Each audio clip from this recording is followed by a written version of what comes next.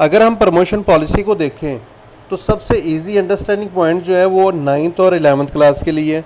जैसे कि promotion policy में मेंशन है, all the candidates appearing in class 9th and 11th examination are promoted to next level classes. यानी 9th और 11th class के जो स्टूडेंट हैं उनको अगली अगली क्लासेस में प्रमोट कर दिया गया है। यानी 9th क्लास जो है वो 10th में चली गई है और 11th क्लास जो है वो 12th क्लास में चली गई है। अब 9th चूँकि 10th में चली गई है, अगले साल 10th में जितने मार्क्स उनके आएंगे उतने ही 9th के काउंट होंगे। ठीक है, यानी मार्क्स डबल हो जाएंगे। और अगर प्रैक्टिकल हैं तो प्लस प्रैक्टिकल के मार्क्स ऐड होंगे। इसी तरह 11th क्लास चूँकि 12th क्लास में चली गई है तो अगले साल जितने मार्क्स उनके 12th क्लास में आएंगे उतने ही 11th के अंदर ऐड हो जाएंगे और प्लस अगर प्रैक्टिकल हैं तो वो ऐड होंगे। इसलिए 9th और 11th क्लास जो इस वक्त मौजूद है, जो अब 10th और सेकंड ईयर में चले गए हैं, उनके लिए एक एडवाइस है मेरी कि उनके लिए गोल्डन चांस है। इस साल वो मेहनत करें, जो कमिंग ईयर है जितने मार्क्स वो इस साल ले लेंगे उतने डबल हो जाएंगे। इट मीन्स उनको फ़ायदा होगा बहुत ज़्यादा इसका कि जितने मार्क्स लेंगे वो डबल हो जाएगा। मतलब एक अपॉर्चुनिटी है कि एक साल की मेहनत करनी है आपने, जितने मार्क्स आपने ले लेने हैं अगले साल, पिछले साल के भी आपको बोनस में मिल जाने हैं। इसलिए बहुत ज़्यादा मेहनत करें ताकि आपके मार्क्स जो हैं बहुत अच्छे आएँ और डबल होके आएँ, यानी बाय 1 गेट 1। अब हम बात करेंगे क्लास 10th की। पॉलिसी में मेंशन है कि क्लास 10th के पेपर चूँकि हो चुके थे, उनके पेपर की मार्किंग होगी। पेपर की मार्किंग जो है वो 15 जून से शुरू होगी और 90 दिन में उनको रिज़ल्ट दिया जाएगा। मतलब मार्किंग शुरू होने के 90 डेज़ बाद उनका रिज़ल्ट अनाउंस होगा। ये पॉइंट तो आपको क्लियर हो गया कि 10th क्लास के चूँकि पेपर्स हो चुके थे, उनकी मार्किंग होगी और मार्किंग के 90 डेज़ बाद उनका रिज़ल्ट अनाउंस होगा। चूँकि पॉलिसी में ये चीज़ भी मेंशन है कि पंजाब गवर्नमेंट जो है इसमें अमेंडमेंट कर सकती है, तो थोड़ा बहुत चांस ये है कि अगर मार्किंग फ़र्ज़ करें नहीं हो सकी तो फिर इस पर भी वही फार्मूला लगेगा कि जितने मार्क्स 9th में उतने ही 10th में ऐड होंगे। जो टोटल बनेगा उसका 3% जो है वो इंक्रीज़ होगा। इस तरह 10th क्लास को मार्क्स मिलेंगे और प्लस अगर प्रैक्टिकल्स भी हैं तो प्रैक्टिकल के मार्क्स भी मिलेंगे। चूँकि 10th क्लास के प्रैक्टिकल्स नहीं हुए थे, ना ही वो होंगे, तो गवर्नमेंट ने इसका क्राइटेरिया ये बनाया है कि हर प्रैक्टिकल सब्जेक्ट्स के हाफ मार्क्स स्टूडेंट को मिलेंगे। यानी सब स्टूडेंट्स को प्रैक्टिकल सब्जेक्ट्स के हाफ मार्क्स मिलेंगे, जबकि जो बाकी हाफ मार्क्स हैं वो डिपेंड करेंगे उस सब्जेक्ट के थ्योरी के मार्क्स पे। इस वीडियो के डिस्क्रिप्शन में मैंने एक और वीडियो का लिंक दिया हुआ है जिसमें मैंने प्रैक्टिकल मार्क्स कैलकुलेट करने का तरीका बताया हुआ है। तो इस वीडियो के डिस्क्रिप्शन में आप उस वीडियो के लिंक से उसको ओपन करके उसको देख सकते हैं। नेक्स्ट हम चलते हैं 12th क्लास। वो स्टूडेंट्स जिनकी पिछले साल पार्ट 1 क्लियर थी, यानी पार्ट 1 जो है पिछले साल उनका क्लियर था, इस दफ़ा उन्होंने पार्ट 2 यानी सेकंड ईयर के पेपर्स देने थे। चूँकि वो नहीं हुए तो इसका फार्मूला ये बनाया गया है कि जितने उनके मार्क्स पार्ट 1 में थे उतने ही पार्ट 2 में ऐड किए जाएंगे बगैर पेपर्स के। जितना टोटल बनेगा उसका फिर 3% जो है वो इंक्रीज़ किया जाएगा। मतलब जितने उनके पिछले साल पार्ट 1 में थे उतने ही इस दफ़ा पार्ट 2 में ऐड किए जाएंगे, फिर उसका 3% निकाल के फिर ऐड किया जाएगा। मतलब 3% मार्क्स इंक्रीज़ किए जाएंगे। क्यों? क्योंकि पार्ट 2 में पार्ट 1 की निस्बत हमेशा मार्क्स ज़्यादा आते हैं, जैसे 10th में 9th की निस्बत ज़्यादा आते हैं। तो ये फार्मूला है। हाँ, अगर प्रैक्टिकल्स भी हैं तो प्लस प्रैक्टिकल के मार्क्स भी ऐड होंगे। प्रैक्टिकल के मार्क्स का मैं जैसे पहले बता चुका हूँ कि प्रैक्टिकल सब्जेक्ट के हाफ मार्क्स तो सबको मिलेंगे। हाफ मार्क्स जो हैं वो सब्जेक्ट में थ्योरी के जितने मार्क्स हैं उसकी परसेंटेज के हिसाब से मिलेंगे। ये उनके लिए जिनके प्रैक्टिकल सब्जेक्ट्स हैं, बाकी तो सिंपल है, वो तो मैं आपको बता चुका हूँ। ठीक है, तो इस वीडियो की डिस्क्रिप्शन में एक वीडियो का लिंक है जिसमें मैंने प्रैक्टिकल मार्क्स कैलकुलेट करने का सारा तरीकाकार बताया है, उसको भी देखिएगा। अब हम चलते हैं नेक्स्ट पॉइंट पे। वो कैंडिडेट्स जिन्होंने 2018 या 2019 में पार्ट 1 को मुकम्मल तौर पर पास करके क्लियर कर लिया था, लेकिन 2019 में पार्ट 2 में मुकम्मल तौर पर फेल हो गए थे और इस दफ़ा 2020 में उन्होंने फिर उस पार्ट 2 को क्लियर करने के लिए एडमिशन भेजा था, तो उसका फार्मूला ये बनाया गया है, चूँकि उनका पार्ट 1 क्लियर था, पार्ट 2 में वो मुकम्मल फेल थे, पार्ट 2 का उन्होंने एडमिशन भेजा था, चूँकि पेपर्स इस दफ़ा हो नहीं सके, तो इसका फार्मूला ये बनाया गया है कि जितने उनके पार्ट 1 में मार्क्स थे उतने ही उनको पार्ट 2 में मार्क्स देकर पास कर दिया गया है। यहाँ पे 3% इंक्रीज़ नहीं किया। क्यों? क्योंकि ये तो मुकम्मल तौर पे फेल थे, ये तो दोबारा से पेपर्स दे रहे थे, तो जितने पार्ट 1 में उनके मार्क्स थे उतने ही उनको पार्ट 2 में मार्क्स दे दिए गए हैं। चूँकि उनका जो पार्ट 1 है वो तो क्लियर था, उसमें तो वो पास थे, चाहे वो उन्होंने 2018 या 2019 में कंबाइन भेज के दिया था या 2018 में, पार्ट 1 उनका क्लियर था। लेकिन पार्ट 2 जो है 2019 में, उसमें वो फेल हो गए थे और इस दफ़ा फिर उन्होंने पार्ट 2 का एडमिशन भेजा था पास होने के लिए, लेकिन पेपर चूँकि हो नहीं सके, तो इसलिए उन्होंने जितने पार्ट 1 में मार्क्स हैं उतने ही पार्ट 2 में मार्क्स देकर उनको पास कर दिया है। अब हम चलते हैं नेक्स्ट पॉइंट पे। वो कैंडिडेट्स जिन्होंने 2018 में 2018 में इंटर पार्ट 1 का एडमिशन भेजा था और इंटर पार्ट 1 में मुकम्मल तौर पर पास हो गए थे, लेकिन नेक्स्ट इंटर पार्ट 2 में कुछ सब्जेक्ट में उनकी सप्लीज आ गई थी, कंपार्टमेंट आ गई थी, और इस दफ़ा 2020 में दोबारा उन्होंने उन्हीं कंपार्टमेंट का दोबारा एडमिशन भेजा था, लेकिन चूँकि इस दफ़ा पेपर्स नहीं हो सके, तो इसलिए उनके लिए फार्मूला ये है कि जितने उनके 2018 के इंटर पार्ट 1 में मार्क्स थे उतने ही मार्क्स उनको सप्ली सब्जेक्ट्स में दे दिए जाएंगे। यानी कि इंटर पार्ट 1 जो उनका पास है उसमें जितने उस सब्जेक्ट के मार्क्स हैं जो कि पार्ट 2 की सप्ली भी है, उतने ही उसको पार्ट 2 में दे दिए जाएंगे। अब हम चलते हैं नेक्स्ट पॉइंट पे।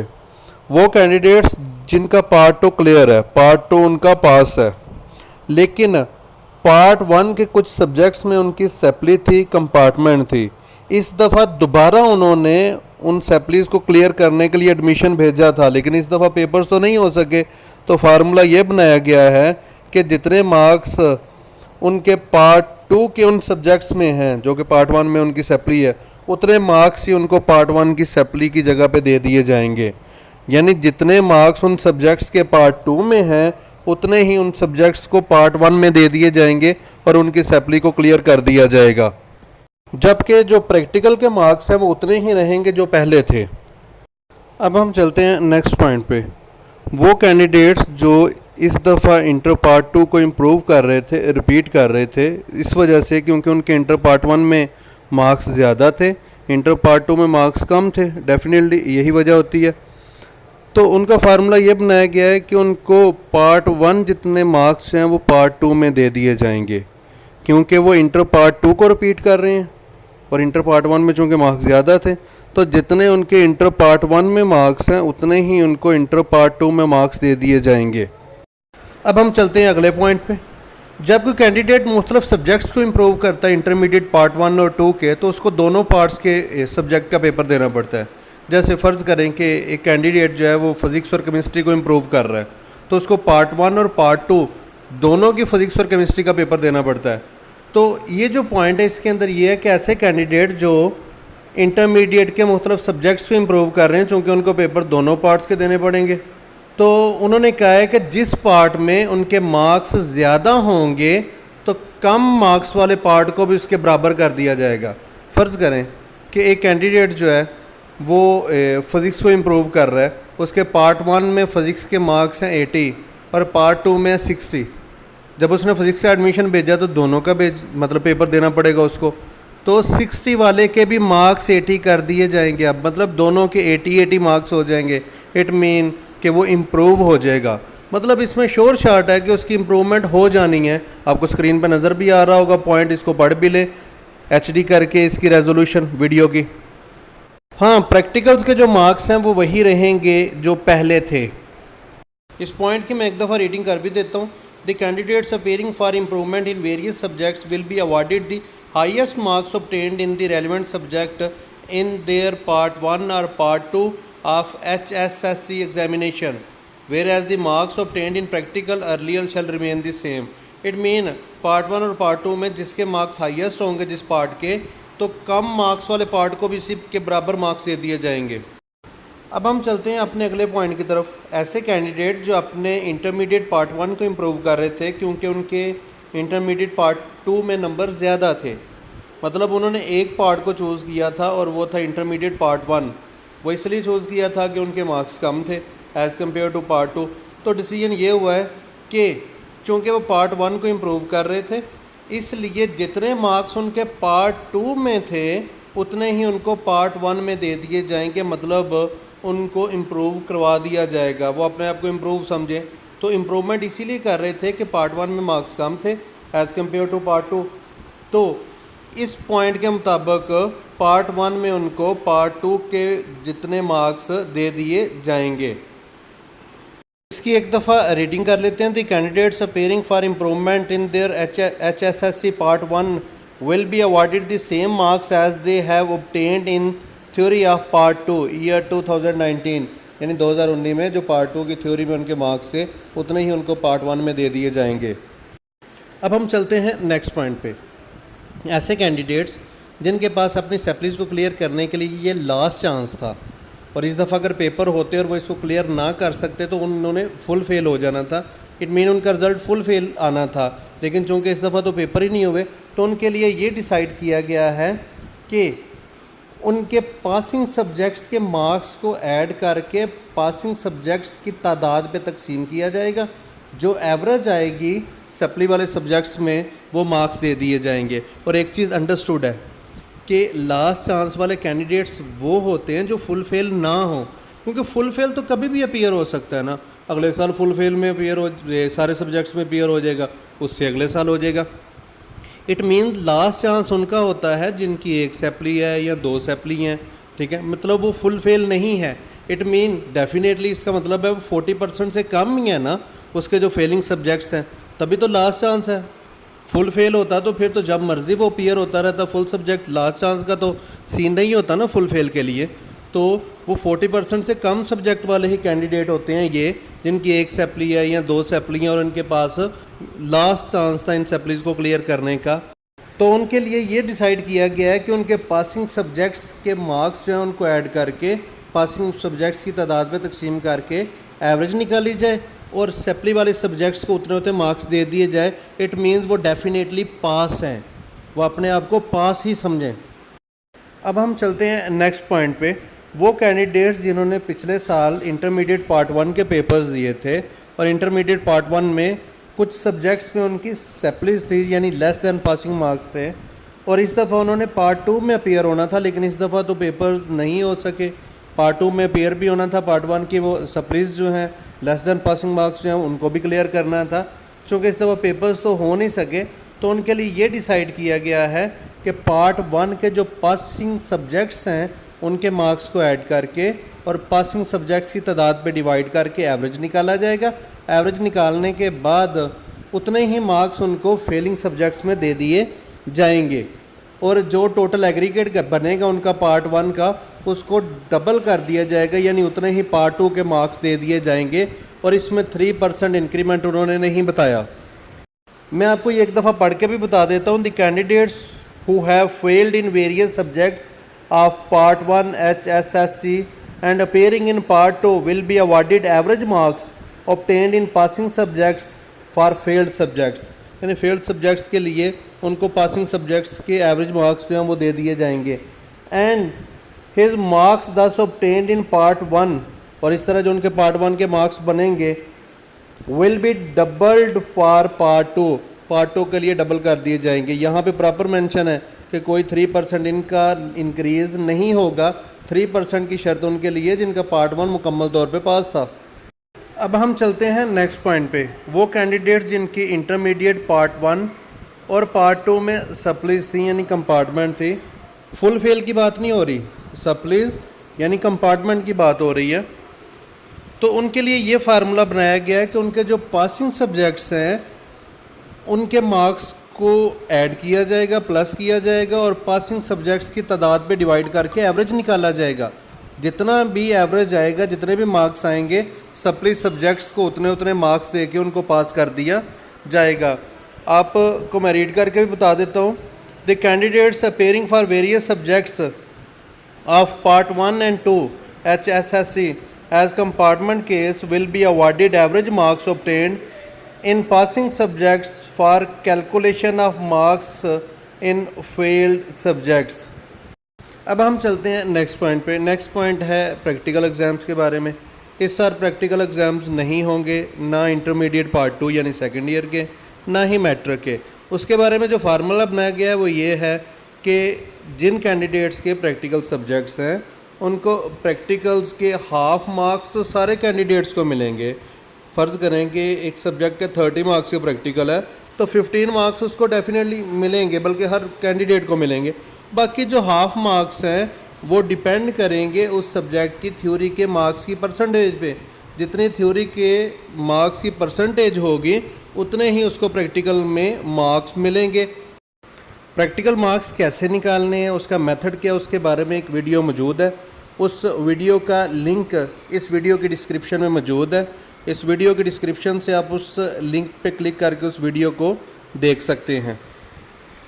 आपको मैं इसकी स्टेटमेंट भी पढ़ के बता देता हूँ, आपको स्क्रीन पे नज़र आ रही है।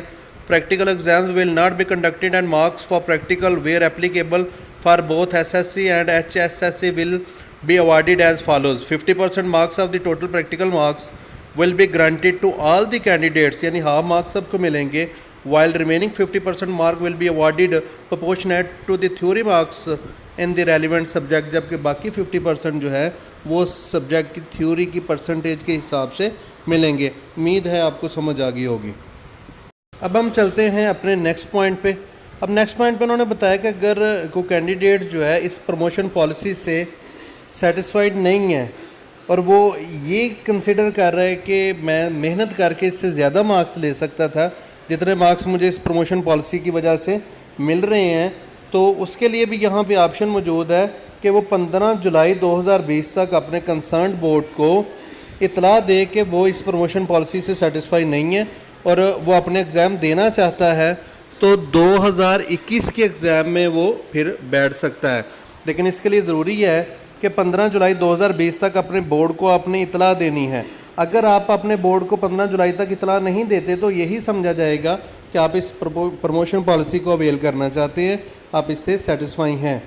ठीक है, अगर आप 15 जुलाई तक बोर्ड को इतला दे देते हैं कि आप इस प्रमोशन पॉलिसी से सेटिस्फाई नहीं, आप एग्ज़ाम देना चाहते हैं, तो फिर आपको इस प्रमोशन पॉलिसी के अकॉर्डिंग रिज़ल्ट जो है वो इशू नहीं किया जाएगा और 2021 के पेपर्स में आपको विदाउट फ़ी जो है वो रोल नंबर स्लिप इशू की जाएगी और आपकी ये जो इस दफ़ा वाली फ़ी थी जिसके पेपर आप नहीं दे सके वो तब एडजस्ट कर दी जाएगी। आप स्क्रीन पे इस पॉइंट को गौर से पढ़ भी सकते हैं कि आप 2021 में अगर शर्त यह कि आप इस प्रमोशन पॉलिसी से सेटिस्फाई ना हो और आप अपने बोर्ड को इतला भी दें कि मैं इससे सेटिस्फाई नहीं, तो 2021 में आप जो शेड्यूल्ड एग्ज़ाम होंगे उसमें अपीयर हो सकते हैं। अब हम चलते हैं नेक्स्ट पॉइंट पे। वो कैंडिडेट्स जो इस वक्त 9th और 11th क्लास में थे उनको नेक्स्ट क्लासेस में यानी 10th और 12th में प्रमोट कर दिया गया है और वो 2021 में 2021 में 10th और 12th के पेपर देंगे सिर्फ, और उनके मार्क्स जो है उनकी कैलकुलेशन का जैसे कि 4th पॉइंट में बताया था कि उनके जितने मार्क्स 10th या 12th में आएंगे उनको डबल कर दिया जाएगा, मतलब 9th और 11th के मार्क्स भी वही काउंट होंगे। लेकिन बाद में उन्होंने साथ बताया भी, आपको नज़र भी आ रहा होगा, हाउएवर दिस रिकमेंडेशन में बी अमेंडेड, इसमें अमेंडमेंट हो सकती है by the Punjab education reform committee which would be notified accordingly. हो क्या सकता है, वो यही सकता है कि कंपोजिट एग्ज़ाम हो जाए कि 9th के पेपर चूँकि नहीं हुए तो अगले साल 9th 10th के इकट्ठे हो जाए, 11th के नहीं हुए तो अगले साल 11th और 12th के इकट्ठे हो जाए। मतलब अमेंडमेंट यही हो सकती है ज़्यादा से ज़्यादा, लेकिन इसके चांसेस कम ही हैं। मैक्सिमम चांस यही हैं कि 2021 में सिर्फ 10th के पेपर्स होंगे और जितने मार्क्स आएंगे 9th के उतने ऐड हो जाएंगे। ठीक है, इसी तरह सिर्फ 12th के पेपर होंगे, जितने मार्क्स आएंगे 11th के उतने ही अंदर बगैर एग्जामिनेशन के ऐड हो जाएंगे। अब उससे नीचे वाला जो पॉइंट उसमें यह है कि जो फ़ी होगी ना कैंडिडेट की, जो कि नेक्स्ट लेवल में बगैर एग्जामिनेशन के प्रमोट हुए हैं, 2021 में जो उन्होंने एडमिशन भेजना है तब उनसे फ़ी नहीं ली जाएगी, यही फ़ी जो है उसमें एडजस्ट की जाएगी जो इस दफ़ा उन्होंने पेपर्स नहीं दिए। अब हम चलते हैं नेक्स्ट पॉइंट पे। इंटरमीडिएट कैंडिडेट से एक स्पेशल एग्ज़ाम लिया जाएगा जिसको कोविड-19 स्पेशल एग्ज़ाम का नाम दिया गया। ये एग्ज़ाम अगस्त 2020 में होगा, यानी इस साल अगस्त में लिया जाएगा। अब ये स्पेशल एग्ज़ाम लिया किन से जाएगा, इनकी कैटेगरीज आपको स्क्रीन पर नज़र भी आ रही होंगी। ए क्या है, the candidates who have applied for composite part 1 and part 2 examination. Be the candidates appearing for various additional subject, जैसे कि प्री मेडिकल का कोई कैंडिडेट जो है मैथ का पेपर देना चाहता है, एडिशनल सब्जेक्ट्स और भी इस तरह की कई एग्जाम्पल्स हैं।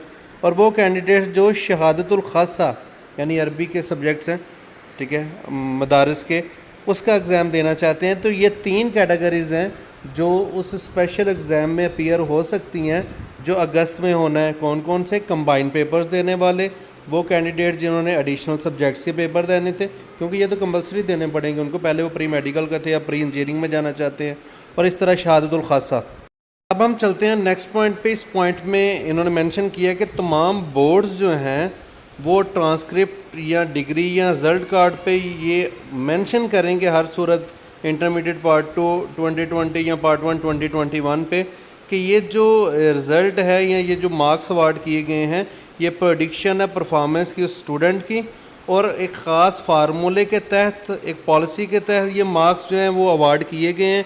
इसलिए ये बिल्कुल वैलिड और फेयर है, इनमें कोई भी अबहाम नहीं है और ये कंसीडर किए जाएंगे एक्यूरेट, और ये यूज़ होंगे फर्दर आगे उसी स्टूडेंट के एकेडमिक रिकॉर्ड में।